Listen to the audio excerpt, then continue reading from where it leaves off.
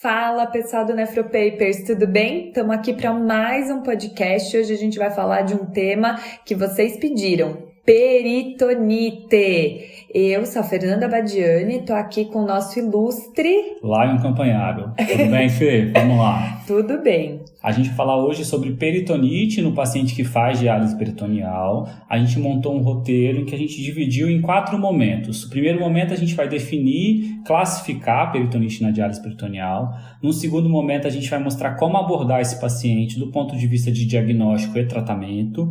No terceiro momento a gente vai falar de infecção de local de saída e tunelite, rapidinho, né, Fê? Para não ficar muito longo. Exato. E no quarto momento a gente vai falar sobre como prevenir a peritonite no paciente que faz diálise peritoneal. Bora lá? Então, bora. Então, para começar, vamos definir o que é a peritonite na diálise peritoneal. A peritonite na diálise peritoneal é uma infecção bacteriana ou fúngica naquele paciente que faz diálise peritoneal. E para a gente dar esse diagnóstico de peritonite, a gente precisa preencher 2 de 3 critérios. Exatamente. Os 3 critérios são quadro clínico caracterizado principalmente por dor abdominal associada ou não a efluente turvo e uma análise do líquido peritoneal, em que a gente vai ter mais do que 100 células com mais de 50% de polimorfo nucleares, além de uma cultura do efluente positiva. Então, como vocês podem observar, dos 3 critérios, 2 deles são laboratoriais. Exatamente. E muitas vezes você, quando está diante de um paciente com uma suspeita clínica de peritonite, você vai demorar horas para ter celularidade e dias para ter o resultado da cultura. Então, a suspeita clínica, no momento inicial, vai ser o nosso braço direito para a gente instituir o tratamento de forma mais precoce. E isso é muito importante. Por quê?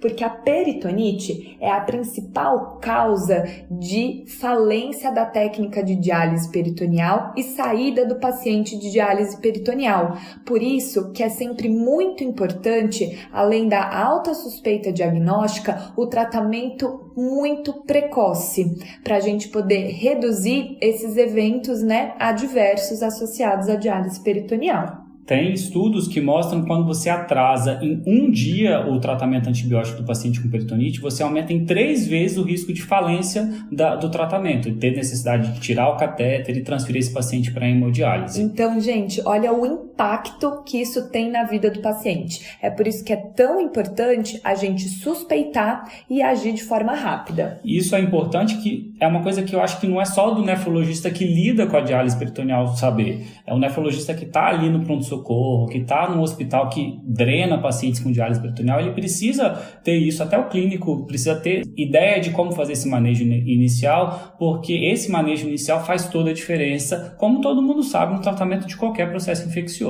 Então, por isso que esse tema é tão importante. E como que a gente classifica, então, a peritonite? Então, a gente tem hoje, muito do que a gente vai conversar hoje aqui é baseado no último guideline da ISPD, da International Society de Diálise Peritoneal, que saiu, inclusive, esse ano. E esse guideline, ele traz uma classificação muito mais didática. Ele classifica, primeiramente, quanto à causa. Então, eu vou ter aquela peritonite causada por um micro-organismo específico, aquela peritonite que está relacionada ao catéter, aquela peritonite que tem infecção de local de saída ou tunelite junto. Eu vou ter aquela peritonite com cultura negativa e eu vou ter também uma entidade que ele definiu como peritonite entérica. E eu acho que para essas 2 últimas, cultura negativa e peritonite entérica, a gente precisa abrir alguns parênteses aqui. Então, para a gente falar de peritonite com cultura negativa, obviamente eu vou ter que preencher aqueles 2 primeiros critérios.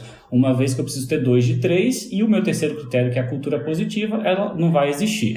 Vai ser negativo. Exatamente. Por que acontece uma peritonite infecciosa com cultura negativa? Em primeiro lugar, pode ser por conta de uma técnica incorreta na hora da cultura do líquido peritoneal. A gente já vai falar um pouquinho sobre como que a gente faz essa coleta, mas pode ser por conta disso ou por conta de um paciente que já fez algum uso de antibiótico previamente, ou quando você coleta, o exame num quadro muito inicial. Então, isso a gente pode ter redução da cultura.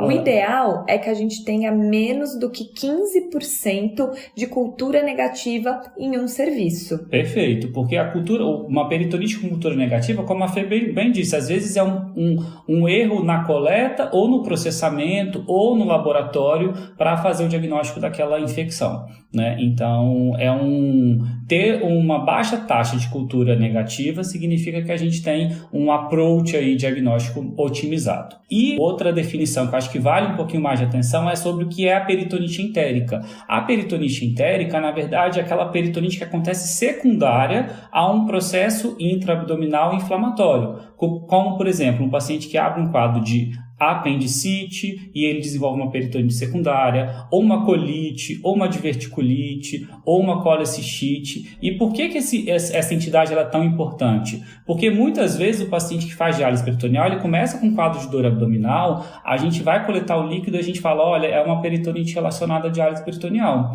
E na verdade esse paciente ele tem um outro diagnóstico por trás e esse diagnóstico ele acaba sendo retardado. Então a gente tem uma alta taxa de mortalidade diante dessa peritonite entérica que chega em até 50%. Exatamente, porque a gente está diante de algumas situações que exigem um manejo cirúrgico além da antibiótico terapia. E aí a gente tem duas dicas, eu acho, para ajudar a ter um diagnóstico precoce e não retardar tanto a abordagem desse paciente que tem uma peritonite entérica. A primeira dica é aquela peritonite que é polimicrobiana. Isso é clássico da peritonite entérica, mas apesar de clássico, só 20% dos pacientes que têm peritonite entérica têm uma cultura polimicrobiana. E eu acho que do ponto de vista clínico, além de uma peritonite que está sendo tratada com antibiótico terapia que não evolui de forma adequada, a gente precisa atentar também para as características da dor dessa peritonite. Então, uma peritonite com uma dor muito localizada ou uma peritonite que tem uma descompressão brusca positiva, a gente tem que ficar desconfiado se não tem um processo inflamatório entérico por trás. Exatamente. E para a gente falar um pouquinho mais da classificação que esse guideline traz para a gente, ele também classifica a peritonite quanto ao momento que ela acontece, e aí um conceito importante aqui é a peritonite relacionada ao implante do catéter. Ela é definida quando a peritonite ela acontece nos primeiros 30 dias após o implante do catéter, e o tolerável é uma taxa de até 5% em qualquer serviço, e ele também classifica quanto ao desfecho dessa peritonite, se a gente vai ter cura, se a gente vai ter necessidade de troca de catéter, transferência para esse paciente para hemodiálise, mortalidade, hospitalização. Então isso, do ponto de vista epidemiológico, é muito importante até para a gente categorizar a qualidade do serviço em diálise peritoneal. Beleza? E agora a gente vai falar um pouquinho sobre fisiopatologia. A gente não vai se estender muito na fisiopatologia, mas acho que o que a gente precisa mais lembrar é quais são os mecanismos mais envolvidos no processo de peritonite do paciente de diálise peritoneal. Qual que é o mais comum, Fê? Qual que é o principal mecanismo de contaminação da cavidade peritoneal? O principal mecanismo é uma quebra de barreira, né? Um erro de técnica de diálise peritoneal, onde a gente vai ter aumento da contaminação pela técnica inadequada. Essa é a principal causa. Esse mecanismo é o que a gente chama de mecanismo intraluminal. E aí os principais micro-organismos envolvidos são os gram-positivos, Staphylococcus negativo e Staphylo aureus. O segundo mecanismo mais envolvido é o periluminal. É aquele micro-organismo que vai entrar ali pela pele, pela proximidade do catéter e vai ter acesso à cavidade peritoneal. Muitas vezes a gente vê sinais de infecção de túnel, infecção de local de saída associada. E aí a gente tem uma flora microbiana diferente, não é mesmo, Lion? Sim, além do Staphylo aureus, que é um bichinho que gosta de fazer infecção de local de saída, a gente vê também com muita frequência Pseudomonas. Pseudomonas é um bicho chato, é um bicho que faz biofilme, e muitas vezes a gente tem infecção de local de saída ou de túnel associado com peritonite. Exatamente. E além disso, a gente tem as vias menos comuns, que são por translocação, certo? E aí a translocação pode ser tanto pelo trato gastrointestinal, quanto pelo trato geniturinário, quanto pela via hematogênica. Em relação ao trato gastrointestinal, a gente vai lembrar principalmente dos bacilos gram-negativos. E aí aquele paciente que tem um sangramento gastrointestinal, ou uma colite, uma diarreia, ou fez algum procedimento colonoscópico ou endoscópico, aumenta o risco dele desenvolver uma peritonite no futuro. Em relação ao trato geniturinário, principalmente procedimento ginecológico e invasivo, e aí o micro-organismo mais envolvido é o Streptococcus.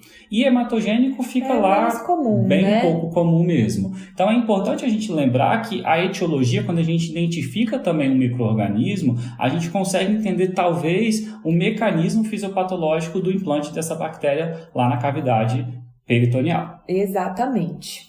E aí, ok, a gente já classificou, entendeu como que acontece, agora acho que a gente chega no momento, né, mais importante, que é como de fato a gente faz o diagnóstico e manejo, momento 2 desse podcast. Quando a gente está falando do quadro clínico, a gente já comentou que vem com dor abdominal, principalmente. A dor abdominal, ela geralmente é generalizada e a presença de descompressão brusca positiva é infrequente. Lembrar que quando ela está presente, a gente deve suspeitar da peritonite entérica. Sintomas menos comuns são sintomas sistêmicos, como febre, náuseas, adinamia. Isso não vai ser tão comum no nosso paciente com peritonite e não espere os sinais clássicos de infecção para suspeitar dessa etiologia. Boa, Fê. Então, acho que é isso. A gente não pode esperar um quadro muito florido, clínico, para a gente desconfiar de peritonite. Muitas vezes a dor abdominal frustra, às vezes o paciente nem tem dor abdominal, ele acha que a dor abdominal é por outro motivo, ele nem cita na consulta. Então, o nosso radar para detecção de peritonite precisa estar muito ligado. E além disso, a gente precisa lembrar de um outro dado clínico. Às vezes o paciente ele não tem dor, mas ele chega na consulta falando que ele tem uma redução da UF habitual. Aquele paciente que tem uma UF, geralmente ele por volta de 800, 1000, vamos dar um exemplo aqui. Ele fala, doutor, agora minha UF caiu muito, estou com 200, estou com 300 de UF, estou ficando com as pernas inchadas, estou ficando hipervolêmico. Então essa também pode ser uma dica para um indício de peritonite. Porque na peritonite ocorre o quê? Uma vascularização pelo processo inflamatório do peritônio e o peritônio ele adquire características de maior capacidade de transporte rápido e com isso a gente cai a ultrafiltração e esse paciente começa a ficar hipervolêmico. Então no exame físico desse paciente a gente precisa ficar atento para a análise das características ali da dor abdominal, para o exame físico do abdômen com foco ali em olhar a catéter, então é importante olhar se não tem tunelite, se não tem infecção de local de saída associado, mas também ficar muito atento para sinais de hipervolemia. Outra coisa sistêmica que pode acontecer é um descontrole glicêmico mais importante. Então, também pode ser uma outra característica que deve levantar a suspeita clínica de peritonite. Boa, Fê. É uma dica, né? Paciente diabético que ficou descontrolado, a gente tem que desconfiar se não tem um processo infeccioso aí por trás da jogada. Então, a gente falou do quadro clínico, a gente falou de como suspeitar, e aí a gente vai falar agora da análise do líquido, né? Então, o ponto 2 é o líquido, o efluente turvo. Quando a gente está falando de líquido turvo, a gente precisa que o paciente veja o líquido, certo?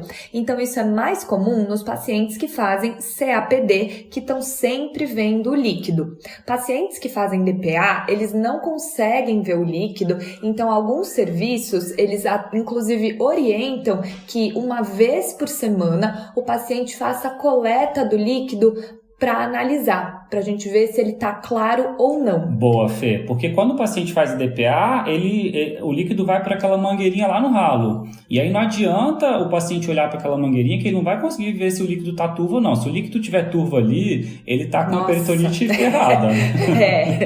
Então, o que a gente faz? Em vez de drenar no ralo, drena num balde, drena numa bacia e coleta com um copo ali de vidro, aqueles copos de requeijão mesmo, olha contra a mão para ver se está translúcido. Exato. Então, diante de qualquer líquido ou efluente turvo, a gente precisa levantar a hipótese diagnóstica de peritonite e a gente precisa começar o nosso tratamento como uma peritonite até que a gente confirme ou a gente exclua esse diagnóstico. Exatamente. Isso não é a gente que está dizendo, não. Isso é o guideline que está dizendo, né? Então, é melhor a gente pecar um pouquinho por excesso do que a gente retardar o nosso início do antibiótico aqui.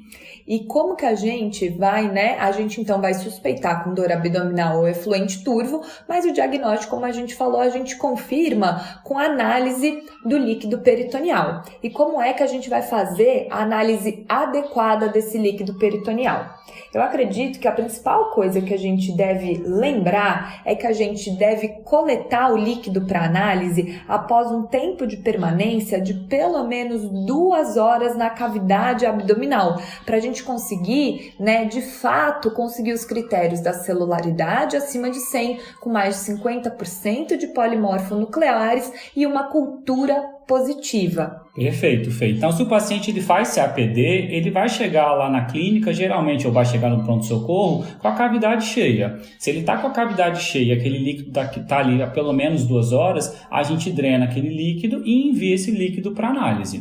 Se o paciente ele faz DPA, principalmente aquela DPA que é intermitente noturna, que é a mais frequentemente utilizada, o paciente ele permanece com o dia com a cavidade vazia. Então, ele chega com a cavidade vazia no pronto-socorro ou na clínica de diálise, a gente precisa infundir 1 a 2 litros de solução, espera 2 horinhas e depois a gente drena e encaminha aquilo para análise. O que a gente pede na análise desse líquido, Fê? A gente pede pouca coisa. Celularidade, total e diferencial, GRAM e pesquisa de fungos, além de cultura. E é isso. Não precisa ficar pedindo glicose, não precisa ficar pedindo proteína, não precisa ficar pedindo essas coisas, não. Então, a gente é econômico no pedido. Celularidade, GRAM, pesquisa de fungo e cultura. Pronto, é isso. E exame laboratorial, preciso complementar com mais alguma coisa? Também não é necessário na grande maioria dos casos. Se o paciente não tiver sinais de sepse, a gente não tem necessidade de coletar hemocultura, fazer raio-x de tórax, hemograma, PCR, isso não é necessário. O que é importante é a coleta com a técnica adequada do líquido peritoneal para enviar para análise. Perfeito. Então vamos só recordar. A gente tem um paciente que chega na clínica com dor abdominal, um pouco de enjoo. Esse paciente está falando que a ultrafiltração está diminuída. Ele viu o efluente está um pouco turvo. Como que a gente vai abordar? A gente vai fazer a análise do líquido. Então deixei lá 2 horas pelo menos, drenei. Olhei para o líquido está turvo. Eu preciso encarar isso como uma alta suspeita de peritonite. Então o primeiro passo nesse momento é instituir antibiótico terapia de forma precoce. Pelo que a gente já conversou, quanto mais cedo o antibiótico, melhor evolução do tratamento dessa infecção. E aí, quando a gente vai escolher a antibiótico terapia empírica, uma vez que a gente ainda não tem o resultado da cultura, a gente precisa fazer uma cobertura dupla, tanto para gram positivo quanto para gram negativo. E o método de escolha para administração do antibiótico na peritonite de um paciente não séptico, não grave da UTI, é o intraperitoneal. Exatamente. Quando a gente faz o antibiótico intraperitoneal, a gente tem uma melhor taxa de tratamento dessa peritonite. Muitas vezes você não sabe, não tem a técnica para fazer intraperitoneal. E o que você vai fazer?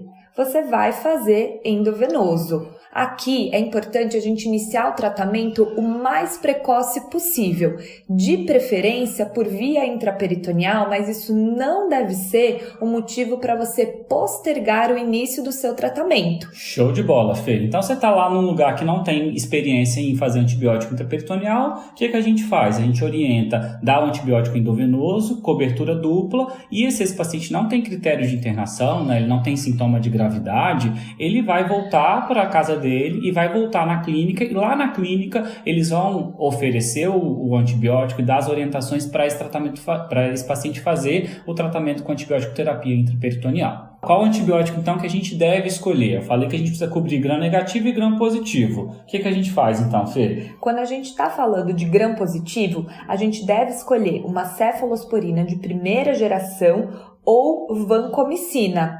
E aí a escolha se vai ser vanco ou se vai ser cefalosporina, geralmente a gente usa cefalotina intraperitoneal, depende do serviço, depende do perfil de sensibilidade do serviço. A gente tem uma facilidade técnica em relação à vancomicina, porque a vancomicina ela pode ser administrada a cada 3 a 5 dias, enquanto a cefalotina precisa ser administrada intraperitoneal diariamente.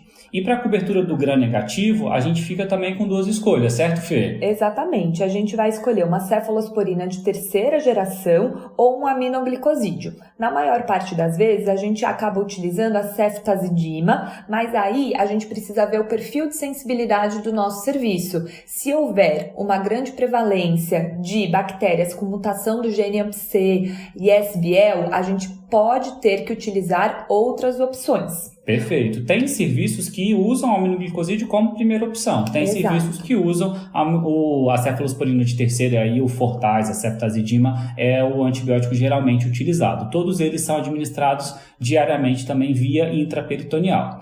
Alguns dados interessantes sobre o uso do aminoglicosídeo no tratamento de peritonite a gente precisa lembrar. O primeiro dado é que a gente não tem nenhum estudo que conseguiu mostrar que o uso do aminoglicosídeo esteve associado a nefrotoxicidade e pior desfecho de função renal residual. Então, para aquele paciente que ainda tem uma função renal residual, que ainda urina, a gente não tem trabalho, e o guideline ele reforça isso, para a gente evitar usar aminoglicosídeo. Pelo contrário, a gente usou aminoglicosídeo e o desfecho foi muito semelhante. E alguns cuidados a gente precisa ter. Então, a gente orienta sempre a administração em dose única diária, porque isso está relacionado a menor nefrotoxicidade, e evitar aqueles cursos muito prolongados de aminoglicosídeos, para limitar também essa possibilidade de nefrotoxicidade.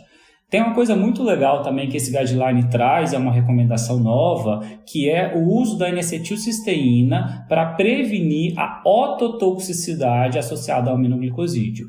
Essa recomendação é baseada em 3 ensaios clínicos randomizados, que usou N-acetilcisteína na dose de 600 mg a cada 12 horas, enquanto se fazia o uso do aminoglicosídeo. E esses estudos mostraram que o grupo que usou N-acetilcisteína teve menor taxa de ototoxicidade. Então, uma recomendação. Na prática, eu acho que a gente tem cada vez usado mais, principalmente para aqueles pacientes que fazem cursos mais prolongados. E é o que eu sempre falo, né? Ainda não vi grandes riscos de usar N-acetilcisteína. Então, se tem um potencial benefício, por que não, né? Exatamente. Então, recapitulando, chega no PS um paciente que não tem critério de internação com suspeita de peritonite, você vai coletar o líquido, enviar para análise, mas já iniciar antibiótico terapia. Caso não tenha experiência com antibiótico terapia intraperitoneal, pode fazer uma primeira dose endovenosa e encaminhar para o ambulatório para fazer a orientação, o segmento do antibiótico intraperitoneal. E agora, Lion, explica pra gente como é que a gente faz, esse antibiótico intraperitoneal. O dado mais importante que a gente precisa ter na cabeça é que para o antibiótico ele ser eficaz, ele precisa permanecer pelo menos 6 horas na cavidade intraperitoneal. Então, se o paciente ele faz CAPD, é muito mais fácil, porque esse paciente a gente só vai administrar o antibiótico na bolsa de permanência mais longa, que é a bolsa de permanência noturna. Então, é fácil. Então, o paciente vai fazer lá as 4 trocas durante as 24 horas e na troca noturna ele vai adicionar o antibiótico na bolsa de diálise e ele vai ficar lá durante a noite toda com antibiótico intraperitoneal. Agora, o paciente que faz DPA, que ele faz a diálise com a cicladora, esse paciente muitas vezes não tem uso de cavidade úmida ao longo do dia. Então, ele não tem aquela permanência longa ao longo do dia. Então, geralmente, o que a gente faz? A gente transfere esse paciente, a gente muda essa modalidade para CCPD, que é a diálise peritoneal com a cicladora contínua. O que significa isso? Esse paciente ele vai fazer a diálise com a cicladora como ele faz habitualmente durante a noite. Muitas vezes ele faz 9 horas. E na hora que termina a diálise, a gente deixa aquele volume de última infusão. O volume de última infusão de 2 litros e a gente coloca nesse volume de última infusão os antibióticos desse paciente. Ele passa o dia inteiro, então, com a cavidade úmida e ele vai drenar esse líquido quando ele for reiniciar a diálise com a cicladora. Como que esse paciente ele vai administrar, como que ele vai colocar o antibiótico na bolsa? Isso daí aposto que todo mundo está com dúvida. Essa é a parte mais complicada, né? Então, se o paciente, por exemplo, ele faz 5 ciclos à noite, a gente orienta esse paciente a colocar um alarme, ele faz 9 horas. A gente orienta esse paciente a colocar um alarme 1 hora antes do horário previsto do término da terapia. Então, se ele ligou lá 10 horas da noite, vai terminar às 7 horas da manhã a diálise dele com a cicladora. Eu coloco um alarme às 6 horas da manhã. Quando ele acorda, já vai estar no último ciclo, ou seja, o último ciclo já foi infundido ali na cavidade peritoneal dele. O que está lá na bolsa agora vai ser a infusão da última infusão. Então ele vai lá e coloca o antibiótico na bolsa e na hora que a máquina for drenar aquele líquido, ela vai infundir esse líquido, 2 litros geralmente, com antibiótico que vai permanecer ao longo do dia. Deu para entender? Acho que deu. Não é complicado, não. Complicado, às vezes, é que esses pacientes, quando permanecem muito tempo com líquido durante o dia, como eles ficam aí todo o resto do dia com líquido na cavidade, eles podem reabsorver esse líquido. E é um paciente que muitas vezes já tem hipervolemia, porque esse paciente ele tem agora uma membrana peritoneal mais vascularizada. Lembra que a hipervolemia, a baixa taxa de UF, pode ser um dos sintomas. Exatamente. Então, muitas vezes o paciente ele começa a reter líquido. Então, o que a gente faz é, em vez de ele ficar com o líquido o tempo todo na cavidade, a gente pode orientar esse paciente a drenar esse líquido após 6 horas. Então, se ele desligou lá às 7, ele tem que contar 6 horas a partir daí. A partir de 1h da tarde, ele pode drenar aquele líquido ali, porque a gente garantiu que o antibiótico ficou 6 horas na cavidade intraperitoneal, certo? Ótimo. Então deu para entender como que a gente usa o antibiótico. Vou só fazer um último adendo em relação ao antibiótico, que é uma coisa também nova desse guideline, mas que na prática não colou ainda, que ele trouxe a opção de fazer monoterapia. Então até então a gente fazia terapia dupla, né? Vancomicina ou cefalotina com ceftazidima ou aminoglicosídeo. Tem que ter esses 2 antibióticos de terapia empírica inicial. Esse guideline ele trouxe como opção fazer cefepime, porque tem alguns trabalhos mostrando que a taxa de sucesso com o cefepime foi muito semelhante com a terapia dupla. Então já é uma recomendação com uma força de evidência um pouquinho mais baixa, mas já é uma recomendação. É um antibiótico mais caro, então também na prática as clínicas, pelo menos que as clínicas que a gente conhece, menos disponível, a gente né? não tem visto assim grandes benefícios, né? Acho que ainda vai precisar de mais evidência em relação a isso. Show de bola? Acho que da parte de antibiótico terapia foi isso, né? E tratar peritonite não é só tratar com antibiótico. Como a gente já conversou aqui, o paciente ele fica hipervolêmico, ele fica edemaciado, ele diminui a ultrafiltração. Então, quais são as estratégias que a gente pode lançar mão para fazer o melhor controle volêmico desse paciente? Quando o paciente tem uma redução da UF, a gente pode, tentar melhorar a diurese residual dele em pacientes que ainda urinam, aumentando dose de diurético, fazendo esse ajuste. Mas isso é menos efetivo e na prática a gente vai precisar de fato ter uma alteração na prescrição da diálise. Quando a gente quer aumentar o F, a gente precisa aumentar o conteúdo de glicose das bolsas. Então, a gente pode aumentar um paciente que usa, 1,5, 2,5, a gente pode aumentar para 4,25 e há a opção também de utilizar a icodestrina para a gente potencializar essa ultrafiltração. Existe a ressalva de que pode isso ainda piorar o controle glicêmico, principalmente nos pacientes diabéticos, mas aí a gente vai ter que fazer o ajuste também da insulina, assim como da prescrição da diálise peritoneal. Perfeito, Fê. Outra coisa importante é manejo de dor. A dor não costuma ser um sintoma tão limitante assim.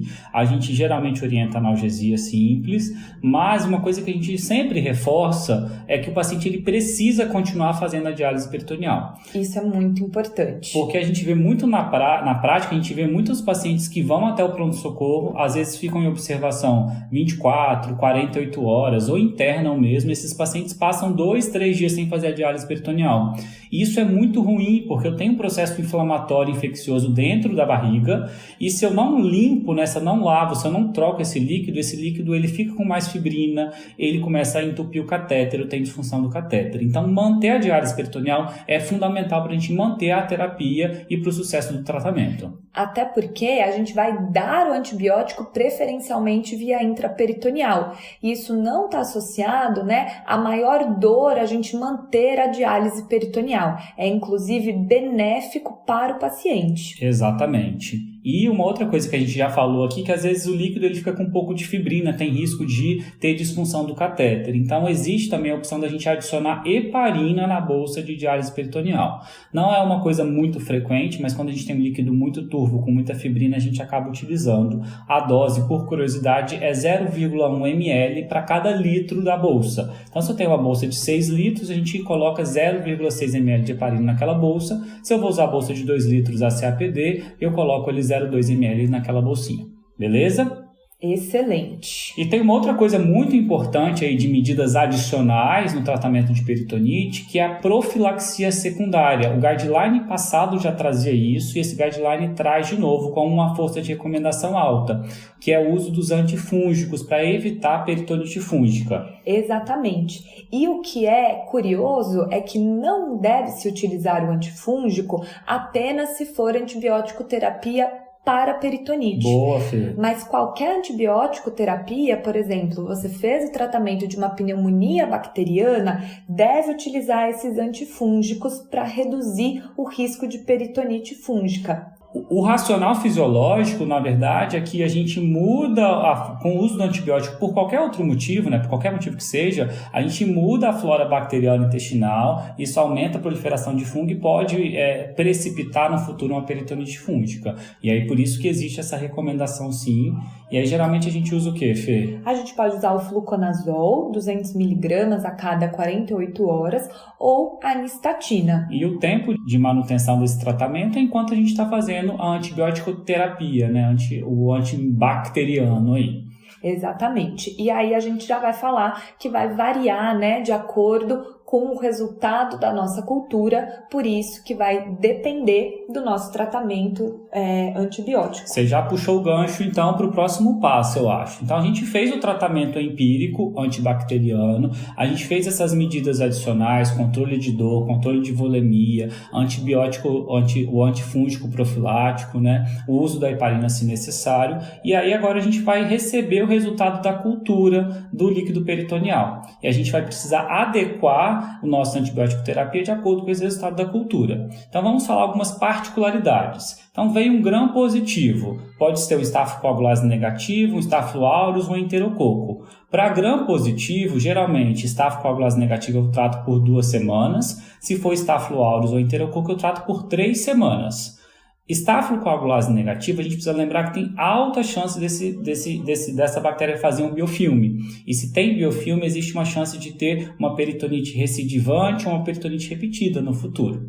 Staphylo aureus tem alguns serviços que associam a rifampicina por 5 a 7 dias, e isso está associado a uma melhor taxa de sucesso do tratamento, certo? E se for bacilo gram negativo, quanto tempo de tratamento eu faço, Fê? No geral, a gente vai fazer pelo menos 3 semanas. A gente, quando é pseudomonas, pode ser que seja necessário um tempo de tratamento por 21 a 28 dias. Lembra que a gente falou no começo, pseudomonas é um bicho chatíssimo para tratar. Ninguém quer tratar peritonite por pseudomonas, nem infecção de local de saída. Além disso, toda vez que eu tenho uma infecção por pseudomonas, eu preciso de uma cobertura dupla de antibiótico terapia com ação anti-pseudomonas. O primeiro antibiótico, ele pode ser via intraperitoneal de preferência, mas o segundo eu posso fazer uma associação com antibiótico terapia via oral. Então, por exemplo, eu posso manter o meu ceftazidima via intraperitoneal e associar um ciprofloxacino via oral para o tratamento para cobertura dupla anti-pseudomonas. Perfeito, Fê. Então, o pseudomonas é um bicho chato, a taxa de cura gira ali em torno de menos do que 50%. E aí, além do pseudomonas, o bicho mais chato que tem são os fungos. Então, eu estou diante de uma peritonite fúngica, eu estou diante de uma catástrofe, vamos dizer assim. Catástrofe. Porque a gente precisa imediatamente retirar esse catéter e transferir esse paciente para a hemodiálise. E aí, após transferir esse paciente para a hemodiálise, retirar o catéter, eu permaneço com a terapia antifúngica por 2 semanas. Tem alta taxa de complicação e alta taxa de hospitalização e de mortalidade. Então, é uma peritonite que a gente nunca quer ver pela frente. Exatamente. Além de todo, o prejuízo para o paciente que tem que transicionar de modalidade, então causa um transtorno, além de toda a mortalidade, o alto risco que envolve. Perfeito. E o último cenário é quando eu estou diante de uma peritonite com cultura negativa. Então, eu comecei meu tratamento empírico e tinha lá critério de celularidade, tinha um monte de polimorfo nuclear. A gente achou que via cultura... É igual quando a gente coleta hemocultura, né? A gente quer ver a cultura positiva e aí vem uma cultura negativa. É uma decepção. Decepção. Quanto tempo eu uso de antibiótico diante desse cenário? Aí são 2 semanas que eu vou tratar. E aí, geralmente, a gente mantém tanto a cobertura para gram positivo quanto para gram negativo. O engraçado é que o guideline ele sugere que se o paciente ele tem uma boa evolução nos primeiros 3 dias, eu posso tirar a cobertura do gram negativo e manter só a cobertura para o gram positivo. Interessante isso, Mas agora eu te pergunto, o que é uma boa evolução? Como que eu vou definir isso? Boa pergunta e difícil, Então, assim, geralmente o que a gente faz? A gente começou o antibiótico para o paciente, a gente orienta esse paciente a retornar na clínica no 3º dia de tratamento. Então, completou 3 dias, ele vem na clínica e aí ele vem com a cavidade já cheia. E aí eles vêm com a cavidade cheia, a gente vai drenar esse líquido para ver se esse líquido está claro. A gente vai ver se esse paciente está melhor da dor, se ele está melhor clinicamente. O que a gente quer é que no terceiro dia esse paciente esteja muito bem clinicamente e esse líquido esteja límpido, translúcido. Essa é a evolução adequada. E para a evolução do gram positivo, muitas vezes a gente vê uma evolução com melhora rápida. A evolução do gram negativo é um pouquinho mais chata, mas se a gente está com o antibiótico adequado, muitas vezes depois ele começa a melhorar. Então, se eu estou no terceiro dia, o líquido ele não veio tão límpido, o paciente não está tão bem, é a hora que eu vou checar o gram do líquido, porque geralmente demora aí 2, 3 dias para sair. E aí o gram veio um gram positivo e o paciente está bem, ótimo. Veio um gram negativo, o paciente não está tão bem, eu posso repensar minha estratégia de antibiótico. E além disso, é nesse terceiro dia que a gente já vai ter pesquisa de fungo. Então, se tem líquido peritoneal com IFA, pronto, o paciente não está legal, tem IFA lá, a gente já encaminha esse paciente para internar, tirar o catéter e transferir o paciente para hemodiálise. Espero que vocês nunca fiquem diante dessa situação. É chato. E aí, além disso, o paciente continua o tratamento e a gente vai retornar a avaliação desse paciente com 5 dias de tratamento. No 5º dia de tratamento, a gente refaz essa análise e é o tempo máximo para esse líquido estar translúcido. Exatamente. Então, porque se no 5º dia de tratamento a gente está diante de um paciente que está com antibiótico terapia adequada e o líquido ele ainda está turvo, eu estou diante do diagnóstico de uma peritonite refratária. Então, esse é o conceito de peritonite refratária. É o paciente que tem peritonite e que tem líquido turvo no 5º dia de tratamento e o tratamento está adequado, o antibiótico está adequado para a cultura daquele paciente, com o antibiograma desse paciente. E se eu estou diante de uma peritonite refratária, a recomendação é remover o catéter. Perfeito. Tá. Essa é a recomendação antiga e é uma recomendação que ainda é nova, mas esse guideline ele ficou um pouco mais permissivo, mais eu diria. Bonzinho, mais molenga. Tolerante. Ele diz o seguinte: se o paciente está evoluindo bem, o líquido ainda está turvo, mas está muito menos turvo, né? Está muito mais claro. E com redução da celularidade. Show. Eu posso observar um pouquinho mais esse paciente. Então, eu posso passar um pouquinho ali do 5º dia, talvez 6º, 7º dia. Apesar de que a maioria das pessoas que trabalha com diálise peritoneal ainda tem aquele conceito e é um pouco mais conservador. Não está indo bem, vamos tirar o catéter. Exatamente. Então vamos aproveitar esse gancho, Fê. A gente falou de peritonite refratária, a gente já falou então do ajuste do antibiótico, tempo de tratamento, quando há necessidade de associar outros antibióticos. A gente já falou como a gente faz esse acompanhamento no 3º, no 5º dia de evolução. E a gente acabou de fazer aquela definição de peritonite refratária. Mas tem alguns outros conceitos também evolutivos que são interessantes. Exato. A gente tem também a peritonite recorrente, recidivante e repetida. Parece que é tudo mais ou menos a mesma coisa, mas a gente tem algumas diferenças em relação a esses conceitos. Dá um pouco de nó na cabeça. É isso aí. Quando a gente está falando de uma peritonite recorrente, é quando a gente tem um episódio de peritonite que ocorre em até 4 semanas após o término do tratamento, né, completo de uma peritonite, mas com um micro-organismo diferente. Como eu tenho um micro-organismo diferente, eu estou pensando num cenário que eu tenho diferentes mecanismos de contaminação. Lembra que a flora bacteriana da peritonite sugere um mecanismo de contaminação. Exatamente. Quando eu estou diante de uma peritonite recidivante ou repetida, é quando eu tenho uma infecção pelo mesmo micro-organismo de uma peritonite prévia. A diferença é o tempo com que isso ocorre.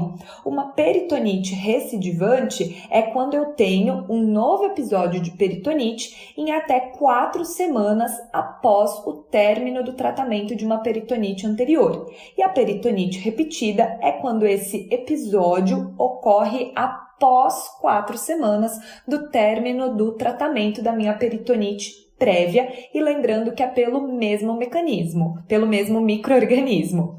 Se é pelo mesmo micro-organismo, eu vou pensar que são peritonites associadas a um mecanismo de biofilme e dessa forma é mandatória a troca do catéter de diálise peritoneal. Perfeito o raciocínio. Então, se eu tenho um bicho, geralmente é estafilocoagulose negativo ou pseudomonas, que gostam de fazer bastante biofilme, eu trato e aí depois, passa um tempo, volta esse mesmo bicho. Não adianta eu só dar um antibiótico de novo, porque vai passar um novo tempo de novo, vai ter de novo essa infecção, né? Então, a gente precisa trocar esse catéter. Como que a gente faz a troca do catéter diante de uma peritonite recidivante ou repetida? Nesse cenário, a gente não precisa transferir o paciente para hemodiálise. Então, a gente começa o tratamento desse evento recidivante ou repetido, a gente espera geralmente aí 1 semana, 10 dias, que é o tempo do paciente estar muito bem, o paciente ficou bem, o líquido ficou claro. Idealmente, pelo guideline, a gente tem que ter uma cultura negativa já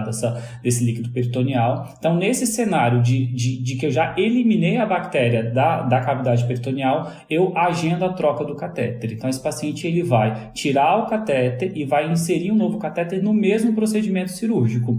E aí, depois dessa troca de catéter, ele mantém pelo menos aí mais 1 semana de tratamento. Então, lembrando que nesse cenário, eu posso trocar o catéter, mantendo esse paciente em diálise peritoneal, desde que eu tenha uma evolução também legal aí do tratamento desse episódio de peritonite. Ótimo.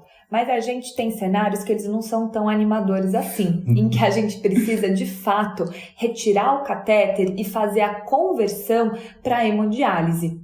Quando isso acontece é quando a gente está diante de uma peritonite refratária. A gente já falou isso, né, Fê? 5 dias e não teve sucesso. Uma peritonite fúngica. Já falamos, é uma tragédia.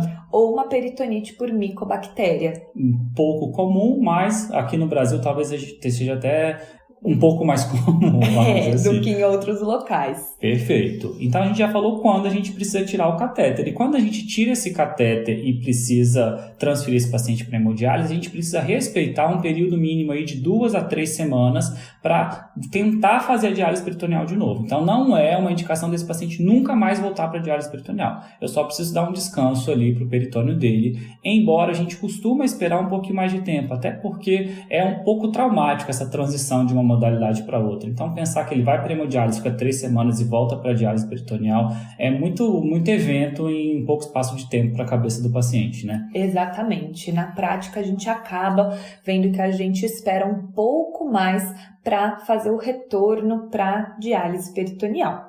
Show de bola! Acho que a gente terminou então o segundo momento aí, que a gente falou bastante do diagnóstico e do tratamento de peritonite, e acho que esse é o momento mais importante, né? Agora a gente fala rapidinho do que é infecção de local de saída, do que é tunelite, como que a gente maneja isso daí. Bora lá! Então vamos lá. A infecção do local de saída é quando eu tenho secreção purulenta no ósseo do catéter peritoneal. Pode ser ou não acompanhado de hiperemia, mas lembrar que a hiperemia sem secreção pode ser apenas uma reação alérgica ou inflamatória, mas também pode ser um processo infeccioso na sua fase inicial. O que de fato vai chamar a atenção é a presença de secreção purulenta no local de saída. Show! E tunelite a gente define como inflamação no túnel. Então, um túnel vermelho, um túnel demasiado, um túnel doloroso. Pode ou não estar acompanhado de secreção, certo? E pode ou não estar acompanhado de peritonite também. Perfeito. Às vezes começa com uma infecção ali de ósseo ou uma infecção de túnel e o micro-organismo ele chega à cavidade peritoneal. Ele migra, né? E aí é muito importante na avaliação desse paciente a gente perguntar mais ativamente sobre a dor, olhar outros sintomas sistêmicos de infecção e olhar se esse paciente não tem queda de ultrafiltração ou outro indício de peritonite. Exato. Então, sistematizando, como a gente conduz uma infecção do local de saída ou tunelite? Quando a gente tem a suspeita, a gente deve coletar um suave dessa secreção e enviar para a cultura e já iniciar a antibiótico terapia empírica. O antibiótico ele pode ser por via oral, como por exemplo o uso de cipro, e pode ser feito também via intraperitoneal. E aí a gente fazer a vancomicina intraperitoneal a cada 3 a 5 dias é uma opção. E ficar atento a sinais e sintomas de peritonite e coletar líquido se houver qualquer suspeita. Beleza, a gente não precisa de forma rotineira coletar o líquido se o paciente não tem nenhum indício de peritonite associada. Geralmente, nesses casos, a gente faz antibiótico terapia via oral mesmo, né? O cipro é o mais comum, mas tem Bactrim, tem Clavulin, tem outras opções também, isso também varia de serviço para serviço. Exatamente. E aí, quanto tempo a gente faz de tratamento? Para a infecção de local de saída e túnel, o guideline recomenda que a gente use 2 semanas de tratamento. Porém, se for pseudomonas, a gente faz 3 semanas de tratamento e a gente usa também 2 antibacterianos de ação anti-pseudomonas. E após esse tempo de tratamento, seja ele 2 ou 3 semanas, se o paciente não evolui com melhora clínica, a gente define refratariedade do tratamento. E aí nessa situação a gente precisa tirar o catéter. Eu preciso tirar o catéter e transferir esse paciente para hemodiálise ou eu posso implantar outro, Fê?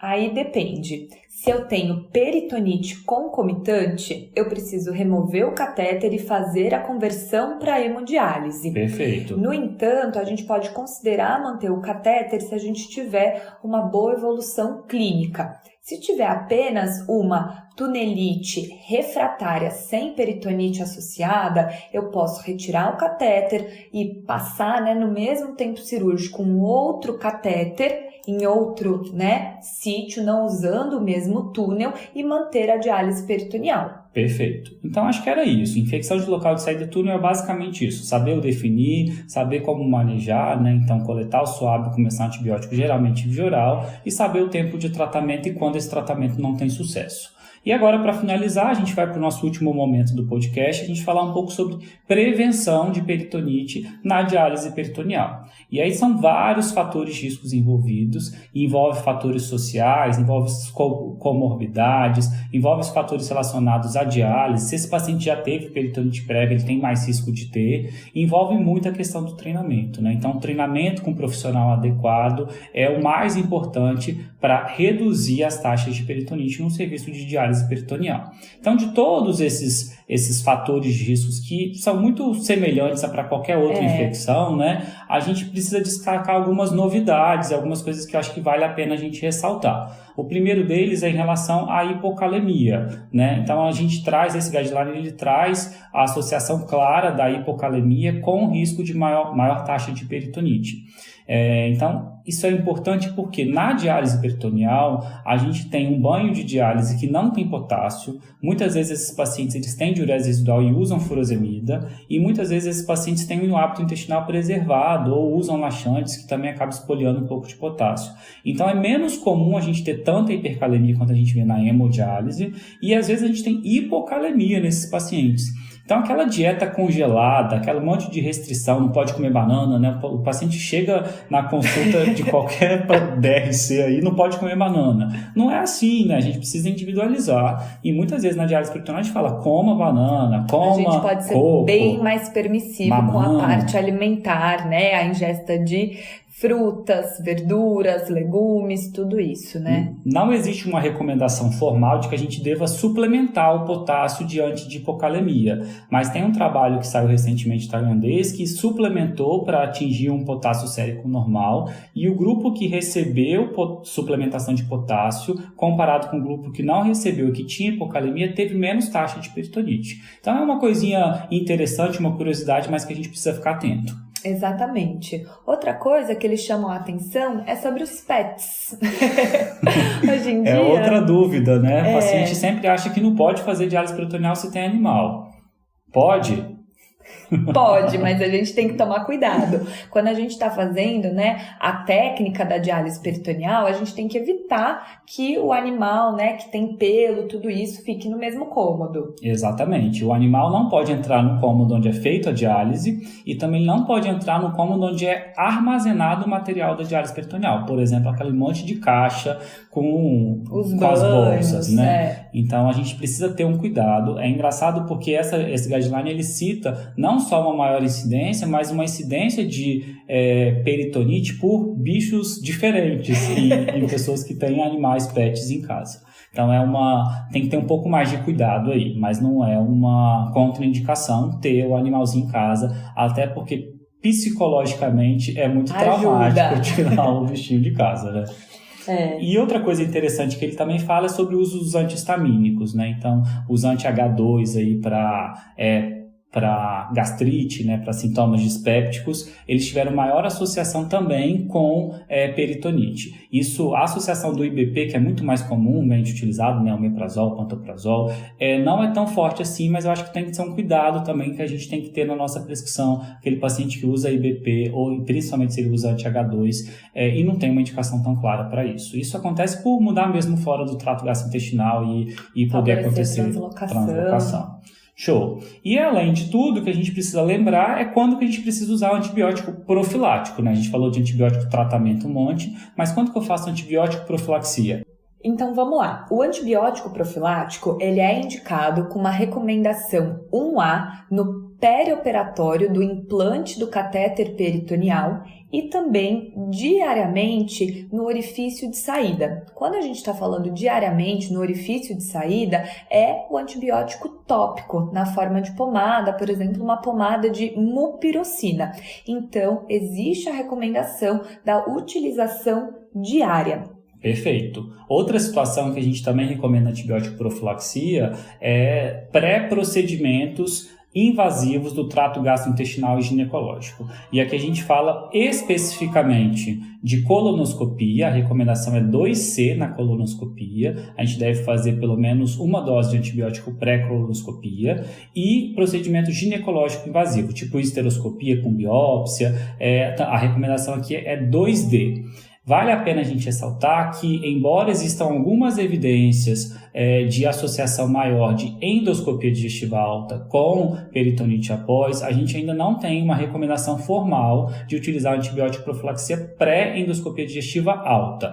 E todos esses procedimentos precisam ser feitos com a cavidade abdominal vazia, sem líquido na cavidade. Então a gente orienta cavidade vazia e, se for colonoscopia ou procedimento ginecológico invasivo, uma dose de antibiótico pré-procedimento.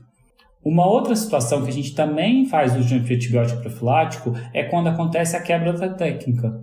Então, o paciente, e essa quebra da técnica tem que ser uma quebra da técnica em circuito aberto. Então, o paciente, na hora de se conectar, ele já está com o clamp aberto, ele bateu a pontinha ali do catéter em algum canto, ele geralmente entra em contato com a clínica, avisa que houve essa contaminação, e aí a gente faz uso de antibiótico terapia também profilática nessas situações. Bem lembrado. Isso não é uma coisa que antigamente o guideline trazia, mas nesse guideline trouxe a recomendação de uma recomendação fraca, 2D, mas a gente acaba fazendo, pelo menos aqui no nosso serviço, na vida real aí. Acho que é isso então, né, Fê? Ufa, acho que a gente abordou os principais pontos. Ficou um pouquinho longo, mas acho que a gente conseguiu passear pelos principais conceitos aí e reforçar o que é mais importante no tratamento aí da peritonite, no diagnóstico. A gente falou de infecção de local de saída, a gente falou bastante coisa. Lembrar dos critérios diagnósticos, avaliação do efluente, iniciar a antibiótico terapia o mais precoce possível, de preferência intraperitoneal. Depois disso, fazer a adequação de acordo com o micro-organismo, avaliar como o paciente está evoluindo para ver se há necessidade de retirada ou não do catéter, e situações em relação à profilaxia, Acho que são os principais pontos que a gente abordou hoje. Perfeito. Mais uma vez, obrigado, Fê. Gente, obrigada pela paciência, espero que vocês tenham aproveitado. E um super beijo. Até a próxima. Esse podcast tem o objetivo de educação médica. As informações aqui prestadas exprimem as opiniões dos seus integrantes no momento da gravação. Não esqueça que a medicina é uma ciência que muda constantemente. Não utilize as informações ouvidas aqui como conselhos médicos para si ou para outros. Em caso de necessidade, procure opinião médica direcionada.